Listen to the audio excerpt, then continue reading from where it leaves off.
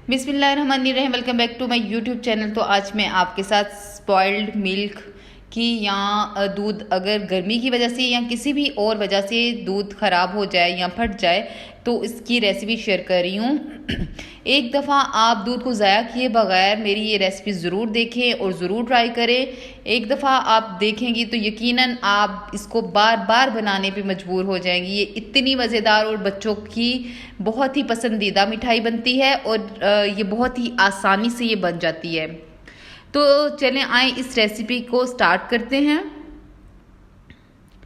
Recipe start करने से पहले मैंने 2 किलो के करीब दूध लिया था, जो कि मैं लापरवाही की वजह से थोड़ी देर बाहर पड़ा रहा। मैं मसरूफ़ थी जिसकी वजह से जो दूध था ये मेरा देखें थोड़ा थोड़ा से ख़राब होना शुरू हो गया, बल्कि ये सारा ही फट चुका था।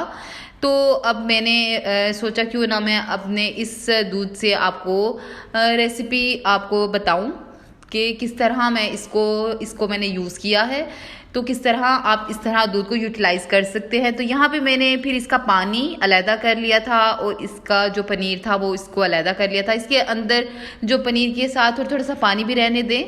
और ये जो पानी है इसको बिल्कुल भी ज़ाया मत करें। इसको आप चावल बनाने के लिए या आटा गूंदने के लिए या सबसे बेहतरीन कड़ी बनाने के लिए आप इसको ज़रूर इस्तेमाल कर लें।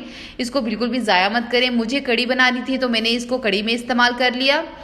और आप इसको किसी भी फार्म में किसी भी तरीके से इसको रीयूज़ कर सकती हैं।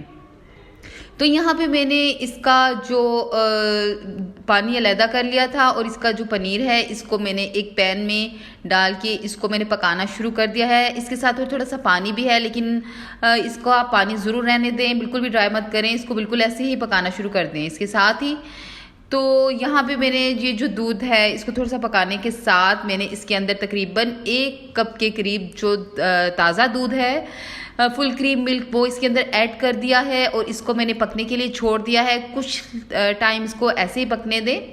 साथ ही इसके अंदर मैंने थोड़ी सी इलायची को क्रश कर लिया है वो डाल दी है। थोड़ी सी चीनी तकरीबन ½ कप से थोड़ी सी कम डाली है।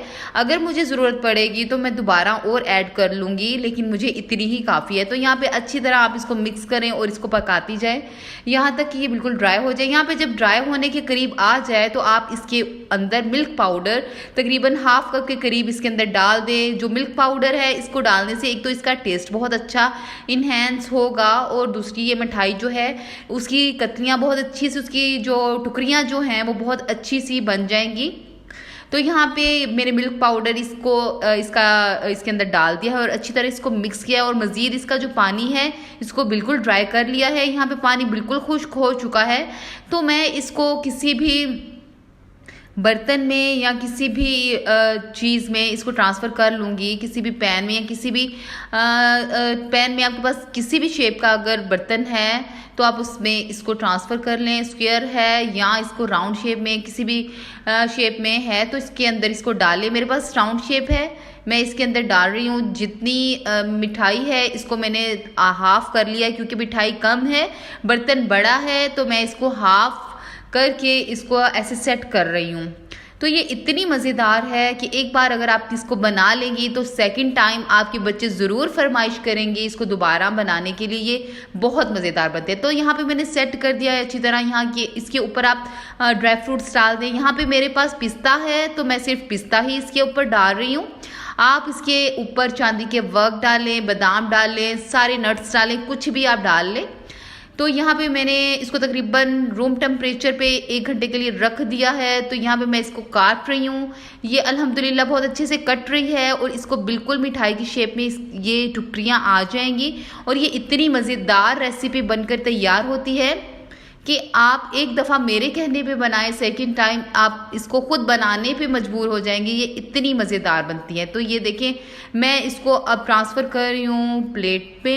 तो ये देखें मैं इसी तरह सारी एहतियात से ट्रांसफ़र कर लूँगी।